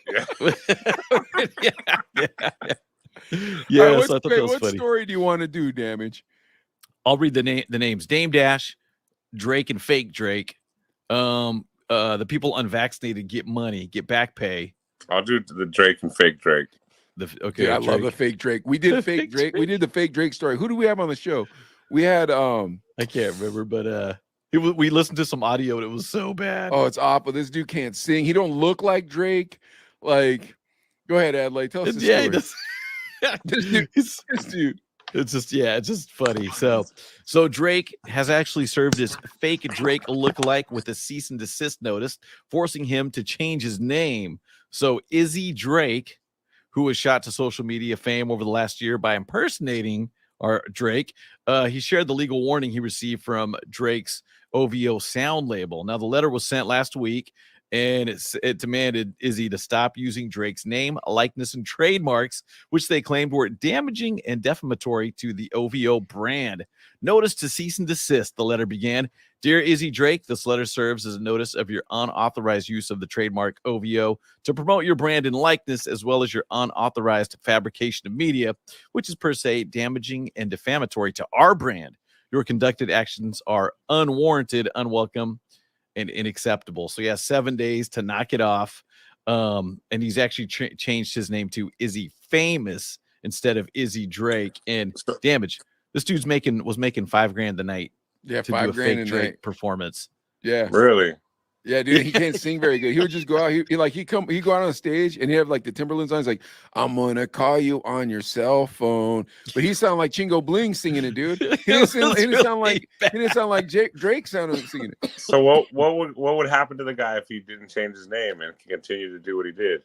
Probably sue him, right? He'd sue him, but what are you gonna sue him for? I mean, I bet you he's got a little bit of money in his pocket. I feel like he's doing well on TikTok. I feel like $5,000 a pop, bro. I'll be fake Drake for $5,000 a pop. On the same, but Drake has so much money. Why does he care? Yeah, why does he care? And even Drake did respond in the beginning. He actually got in contact with Drake, and Drake said, quote, "It doesn't bother me. It doesn't affect me. Let the guy get his bag. It's not affecting me. If you think it's going to go wrong, if you're posting them up on your Instagram and everything, just keep the peace." So he was like, he didn't really care. But now start making, is it more of a, all right, this guy just looks like an awful me. He sings horribly. No, it's dude. Bad. I think because he's charging people for performances is where he probably draws the line. Bro, I mean, it's one thing if you do TikTok videos and you want to do like a stupid club performance and just get some bottles, or maybe have you just show up and pop bottles and give you money for that. That's different. But if you're going to perform and say you're Drake, that's a little bit crossing the line. But he doesn't say he's Drake. He says his name is Izzy Drake. So everybody knows it's a fake Drake. And trust me, as soon as he opens his mouth, you definitely know he's the fake Drake. Is he performing Drake songs, though? Yeah. Wow. Dude, he performs Drake songs. This is how horrible it is. They play the CD, not the instrumental. They play the CD, and he sings over the CD, like walking back and forth at what looks like a quinceañera, and boom, 5G. If they're playing Drake's music and he's doing a show lip singing to his music, that's a problem. In my eyes. It's one thing to impersonate somebody and be funny and, get a lot of views. But if you're going on stage and playing Drake songs and singing along to them and getting paid to perform those, it's a bit much. 5Gs, dude. 5Gs. 5Gs, and you're doing a tour. You're like, and even the guy says, like, hey, man, I'm just trying to feed my family. $5,000. And I'm just kind of thinking like, well, from that side, because we know the real Drake gets a couple million a show. You know what I'm saying? So $5,000. I mean, I don't know. It almost seems like, in my opinion, I feel like Drake's being a little bit petty. It's like, let the guy get his $5,000 a night. Dude, I'm gonna tell you both right now what this is actually about. You guys want me to tell you exactly what this is about? Yeah. They had somebody comb through this dude's social media, and he said something disparaging about the Jews or the Muslims or the black people or something to that effect. And they're like, this is gonna get out. And now it's going to look like, oh, Drake's associated with this fella and he's saying these type of things. Or maybe he was a Trump supporter, something. And they're like, we got to get ahead of this. So, nah, bro, you're going to have to cut that out. That's what I believe is happening. That makes more sense. Interesting. Yeah, that could happen. But Izzy Drake, now Izzy Famous, said, quote, because Drake, the real Drake, had his birthday recently, said, quote, happy birthday to the greatest artist in history and my biggest inspiration. I got this cease and desist letter, and as a respectful B-Day gift to the Champagne Poppy Drake, I changed my name from Izzy Drake to Izzy Famous. Like, it seems pretty nice, right? I would have changed it to Izzy Drizzy. Just keep going with it. I think, why not, man? Screw it, like, dude. I would have been like, oh, I'm Izzy Drizzy now, dog. So send me another letter. if I was Drake, I would have been like, look, bro, you can do everything you're doing. You're more than welcome to do so, but your name has to be fake Drake. You have to call yourself that, and your fans have to call you that, just to belittle him, just to be a jerk. I'd be like, check it out. I'll change my name and I'll hang up my career if you pay me to be your stunt double. Ooh, that's actually not a bad idea. Smart. Yeah, that's really smart. And that actually wouldn't be bad. Like, all you gotta do is go in the limos, act like you're there, and Drake could be somewhere else. That'd be so dope. Just think about all the people you never want to see or talk to. If you had a body double like that, just like, all right, he could just pay him to do all the stuff he doesn't want to do. Yeah, that is a great idea. Charity events. Nah, man, I don't care about that charity, but I'm supposed to show up. One of the homies, on my Instagram, I have a Photoshop picture of me and Drake. Is that? I think I see that. Watch out for the cease and desist, bro. With Nas and Neo and like Wu-Tang and stuff, and then the Drake one's Photoshopped. You just ratted yourself out, damn it. It's a fake No, Drake one of the homies picture. sent it to me as a joke, Okay. All right, dude, just grow out your goatee and everything, and you could be the Bako Drake. I can't even do it, bro, because like all my DNA doesn't allow me to grow out. No hair, no hair, no facial hair. No. Oh man, I'm gonna be mad at my ancestors. All right, Adler, what's the next story, dude? Come on. All right, guys. Okay, yeah. So the bakery that didn't have to bake the cake for the lesbian wedding. Marlon Wayans speaks out against cancel culture. We didn't talk about that. Dame Dash talks about his top 3. And then the New York County Court reinstates is going to back pay all the people that got fired for being unvaccinated. Let's hear about Dame Dash. I want to hear Dame a fun Dash, story. How Dame about Dash. that? Okay. Dame Dash played a huge role in the development of Rockefeller Records, so he has a good idea about which albums from the imprint are the best. During an interview, let's see, Dame lists his top 3 Rockefeller albums, and the selections, it says, should come as no surprise. Kanye's first album. Yeah. That's a good album. Yeah, The Blueprint. Yeah. I like a good album. Reasonable Doubt. Say what? What's that one? I like Kanye's Graduation better. So the second good album too. Yeah, that was a good album too. Wait, is that the okay? Because the College Dropout, I felt like when that. Yeah, no, it was Graduation, not College Dropout. That was the second one. The Graduation was the second one, or was it the third one? The one that started getting. Yeah, he started getting kind of strange, but the College Dropout was great, groundbreaking, no doubt about that. All right, so what was the second one? The Blueprint, right? The Blueprint and Reasonable Doubt. The Blueprint's pretty good, but Y2J Records. Yeah, I don't know. That's a tough call, Damage. Because you're part of Rockefeller and all, but you don't have to kiss that much ass. Well, okay, so I was talking with my wife last night about this, right? Like we were talking about Run DMC, and I was just telling her how much I loved Run DMC, and then I started telling her how how hip hop moves so fast. You know what I mean? So like Run DMC's Tougher Than Leather, which was before they put out Down with the King. Like I love that album, but that was also when like, you know, Leaders of the New School are coming out and like all these like kind of jaggedy hip hop like artists, you know, Tribe, like just those kind of like funky artists, right? And so Run DMC is always in my heart. I always will love that group. But their last album, it was like, man, you just can't keep up. You're not supposed to be in hip hop for some reason. Versus Jay-Z, dude, that guy's stuck around for a long time and been able to duck and dodge and stay in hip hop. That's pretty hard to do, I think. What do you guys think? True, but I think he could have come up with a better list. Yeah. Huh. And who's Damon Dash? Like, this fool ain't done nothing in so long. He ain't done nothing in so long, bro. Like, why does his opinion of albums even matter? I felt like 10 years ago he brought Pro Kids and tried to bring him back. Remember that? That's what I remember. I could see that. Did you guys see that? Did you see that documentary? Was it? Oh man, it was the tour documentary, and Dame Dash was there, and then like Meth was in it, and Redman was it. What was that documentary? But Dame Dash was so angry. He walks in the room because some Def Jam reps were there. He's like, "What was it? You remember it, Damage?" The show. It's called The Show. Yeah, that's right. The show. Okay. Dude, oh my gosh. Dame Dash had such an ego in that movie, man. Crazy. Yeah. For no reason, because he wasn't hot yet. Like he was like medium hot, but Jay wasn't Jay yet. Like, so. Yeah. And have you guys watched the Kanye documentary? Yeah, it was sick.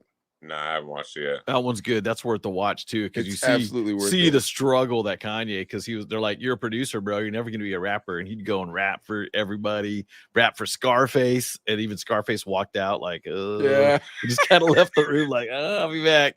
And but he's like, I want to be a rapper, and everybody's like, nah, stick to producing, bro. And he goes to see that A&R rep that he just produced a beat for, and he's like, all right now, and he was singing that where does it go when it all falls down? Yeah. Oh yeah. Great track. Yeah, but he was singing that to all these people, and they just walk out of the room. So sad for poor Kanye. It's like, yeah, you want to hear my song? Yeah. Stick to making beats. Make another one too. And just to read here's the track listing from Reasonable Doubt, which is Jay-Z's first album. So it had Can't Knock the Hustle. That's the one I remember. Had Dead Presidents too. But Ain't No End, like the one I got with Foxy Brown. Yeah, that was the one I remember playing a lot. And No Can I Live was on there. Oh, yeah, Brooklyn's Finest with Biggie was on there. That was a great. That wasn't really a hit, but that was a great song. That was good. Yeah, it was a good album cut for sure. Yeah, no question about that too. Just while we're doing it though, who else? Could you guys remember who else was on Rockefeller? Not really. Yeah, see, that's the thing, because I mean they kind of did that, and but the Blueprint, just jumping over to that, Jigga was on it. Izzo, H to the Izzo. Yeah. H to the Izzo was on it. Girls was on there too, and I remember pushing that on the radio all the time. You're like, it's cool, but I don't remember playing that at the club. No, do not remember that. The weird part about that is it was released on September 11th. Oh wow, which is crazy to think about. It was of 2001. So that was when Jay-Z would put out like three albums a year. Remember that? He put out an album every season. Yeah, because he wanted to be like the Beatles. That I have a lot of respect for Jay-Z, man. Like, I mean, to stay in hip hop that long, I don't know how you do it. You got to deal with the Migos. Like, I don't want to deal with the Migos, dude. I'm Jay-Z, man. Where's Rakim at? No, he he's couldn't make it. The Migos are available today. Yeah. The Migos are here. Hey, you want to give us one last one, Adley?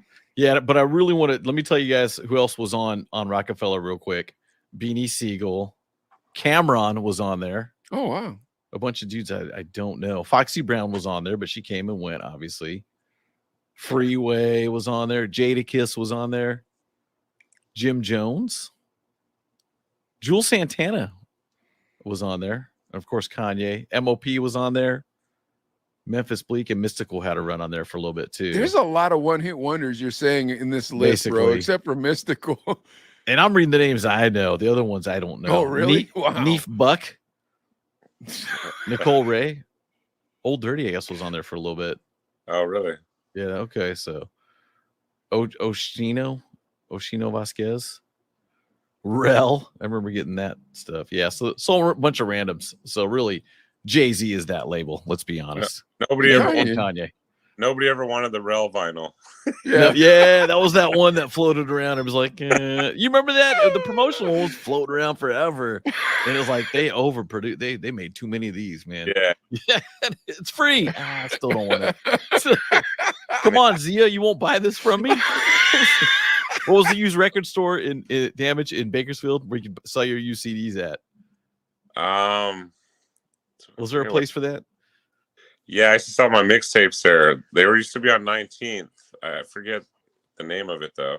And they'd buy the used vinyl, used CDs and stuff. Yeah, they'd buy used vinyl.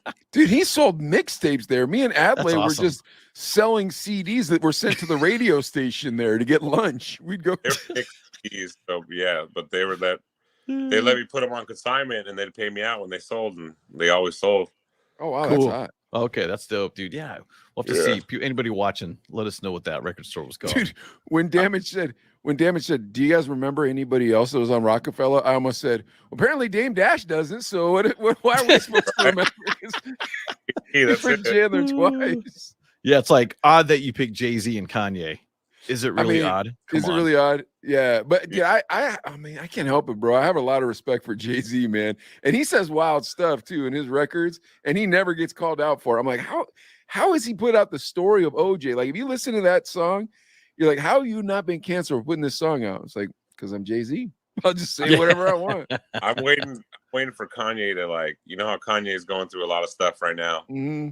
I'm waiting for him to, like, he's either gonna come out with a really dope album or a really crappy one. Just out there, weird, like, what is going on? No, yeah, dude, you know, I can see that. If he teams up with Kid Rock and does like a Donald MAGA Trump type of record. Make America great again. I hope he goes back to his roots and starts just making soulful beats and runs with it, you know? Yeah. Imagine if Kanye made a whole, like, album with beats that he was making, like, at the beginning.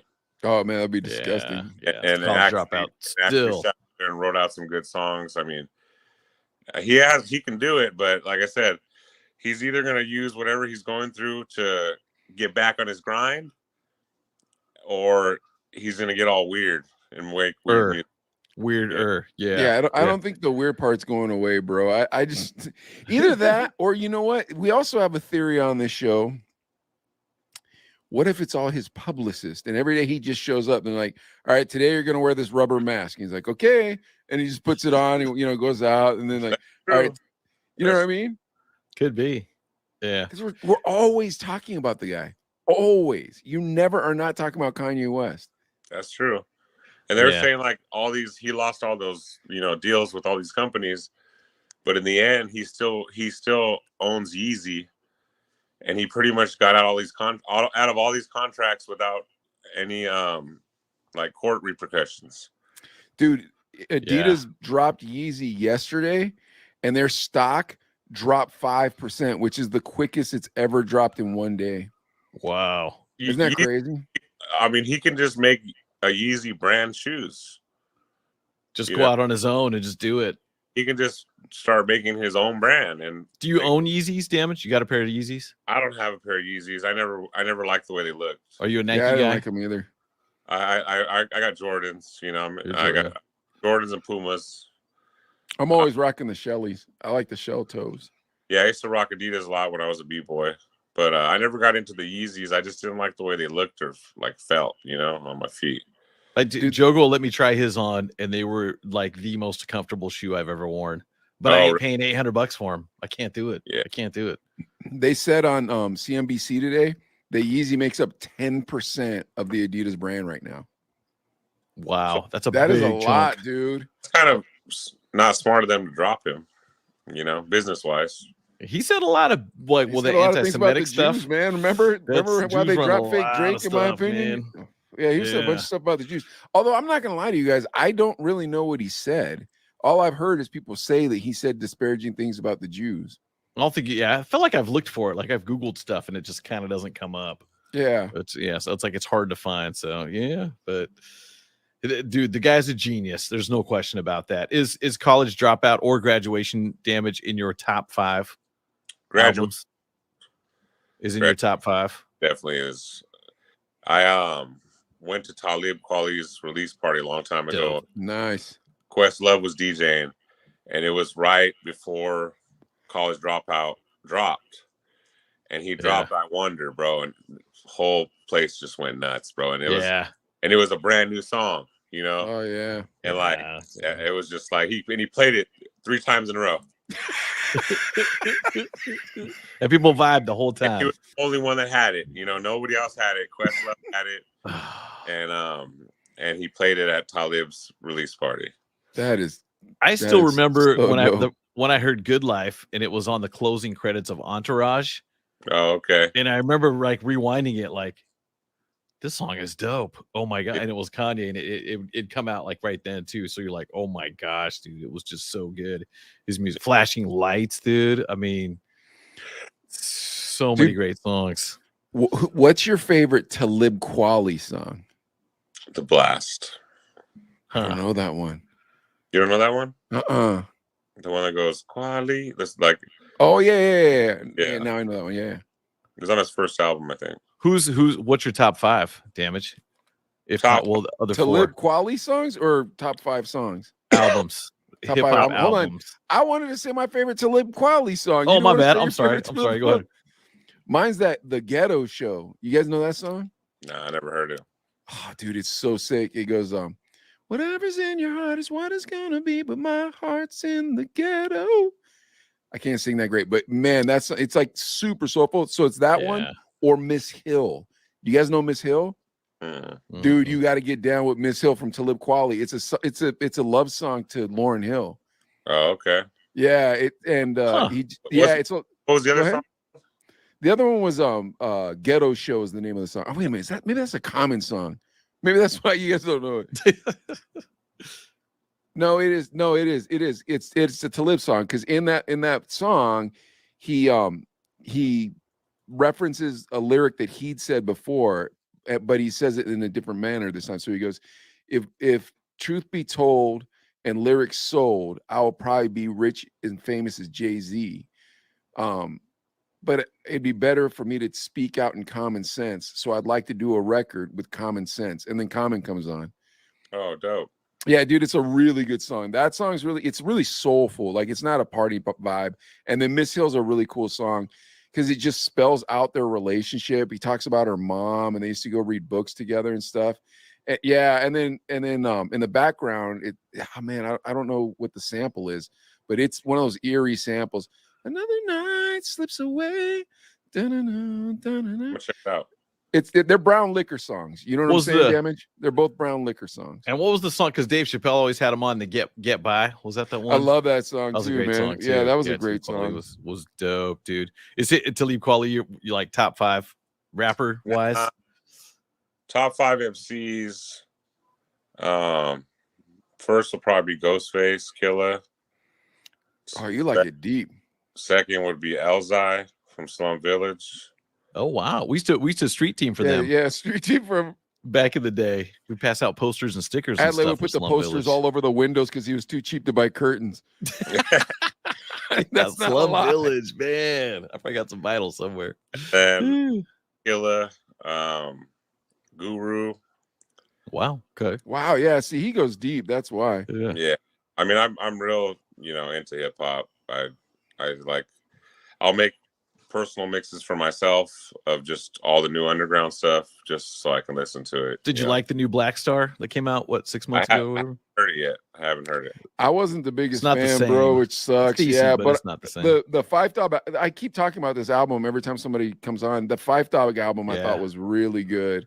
I want to find another one of those though. Like, I want to find some more grown up hip hop with this, because that, when Damage told us what year he came up as a DJ, like I was kind of like, oh man, there was so much fun hip hop at that point, but there was a lot of fun like radio track rap musics, and even radio rap music was good, was lyrical. You know what I mean?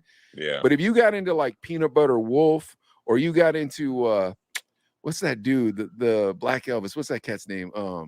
You know what I'm talking about, Adley. Black Elvis. You know what I'm talking about. Keith. Cool Keith. Cool Keith, yeah. Yeah. Oh gosh, You know, I was just looking at some of his stuff recently. Yeah, and if you get ultramagnetic into, like, MCs, yeah, exactly. If you're getting into like that, that's because you love hip hop, bro. You I love it. New people like I don't know if you guys heard of Griselda. There's Conway, the dude named Conway the Machine, Benny the Butcher, and West Side Gun. They have a group called Griselda, but they all do solo stuff, and they're like pretty much Wu-Tang like signed them off as the new Wu-Tang type deal. Griselda. Okay, you got to get down, because the problem is, Damage, is a lot of this new stuff is just, dude, I can't do it. I'm not about that life, man. You know what I mean? I dig pretty deep. Like Freddie, I've been checking out Freddie Gibbs a lot. He's Madlib's artist. Oh, okay. So Madlib produces all his stuff, and wow. it's pretty. He just came out with a new album was pretty good. Benny the Butcher just got signed to Def Jam. Oh wow, nice. And signed like a really big deal with them, and then Conway the Machine. Check them out. Conway the Machine, Benny the Butcher. This is all grown up hip hop. I'm not going to be listening to something and disappointed, correct? No, it's all grown up hip hop. Okay, cool, man. Everybody keeps throwing these names at me that don't impress me. What's the one you're always trying to trick me into listening to, Adley? The kid from Compton. What's that dude's name? Everybody knows. He was on the Super Bowl. What's that kid's name? Yeah, you know who that is. Oh my gosh, dude. It's Kendrick Lamar. Yeah. Adley always try to like him, Damage, or not? I don't really get into Kendrick. Really? I like J. Cole. I don't know. Okay. Kendrick just, it sounds, he just kind of talks about nothing. Like I'm telling you, Adley, Damage, you know who Damage could have kept up with? Pete and Ryan, dude. Pete, we had these guys, these two dudes in our crew, in our DJ crew when we were young. They were two white dudes, but they knew hip hop music. Like we were like, where are you finding this stuff? Like they would just find this hip hop music that was just beautiful. Yeah, I'm always on the hunt for new stuff. Like I said, Conway the Machine, Benny the Butcher, I probably been listening to them the most. Freddie Gibbs, Ransom, and then there's like a bunch of albums coming out from all the Griselda. Like all their homies are coming out with albums, and they're all really good, bro. They're like kind of Wu-Tang style. All right, I want to listen to this. I'm going to listen to this after the show. What are you getting your kids into? What do you play for them when it comes to old school? They got to listen to whatever I'm listening to. It's my car, you know. Okay, and they dig it though, right? I mean, they want to. They're like, play this, play that, and I'm like, nah. They want some Shoreline Mafia. Right, my kids listened to the Beastie Boys with me this morning. We listened to Intergalactic. Classic every morning stuff, we listen to dude. music, me and my kids, and we jump on the trampoline. So tomorrow, I think my daughter was all, play Big Papa. I'm like, why? How do you know about Big Papa? Okay, I'll play Big Papa. It's funny Rodney, how some of these TikToks bringing some of these like songs back, you know what I mean? Yeah, it's true. We had Rodney Ojo Cooley was at Elements last Friday, so all week I was playing or even a few weeks I was playing all the Rodney Ojo Cooley songs from the late 80s, early 90s of my kid, and he digs it, and it's like, dude, so much better than I sound like an old man, but so much better than some of the new stuff. You're just like, I guess I don't care if I sound like an old man. Yeah. All right, Damage. Where can everybody find you at? Where are you on? What are you on? What social are you on? I'm on Facebook.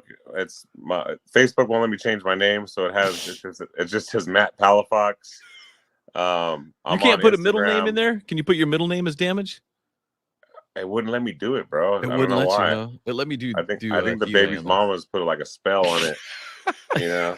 That's another episode. We need to touch on that. Yeah, no, we don't even know how many baby mamas this dude has. Oh no, well I'm gonna get my podcast Titty Talk going with my boy Titties, and it's gonna be entertaining. We're gonna. Can you bring the Chino brothers on, Damage? Yeah, we'll bring you guys on. Word, We did one show, and we talked about eating ass.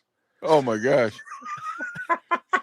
Is that what the whole show's about? Because Adley does the announcements for his church, so I don't necessarily know. The whole show was about that. Oh, dude. Oh my gosh. Dude. And there's quite a lot of information about that, more than we knew. What's homeboy? But what's homeboy? The president of the Eat a Booty Club. Who was that? That was who was that? Adley. I was even playing like samples from songs.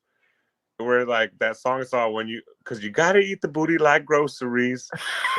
Oh yeah, that was a chick singer. It was yeah. Every time I heard that, I was like, no, how was this on the radio? Eat a Booty Club was from what's his name? Take It to the House. Trick Daddy. Yeah, Trick Daddy. Trick Daddy's he says he's the president of the Eat a Booty Club.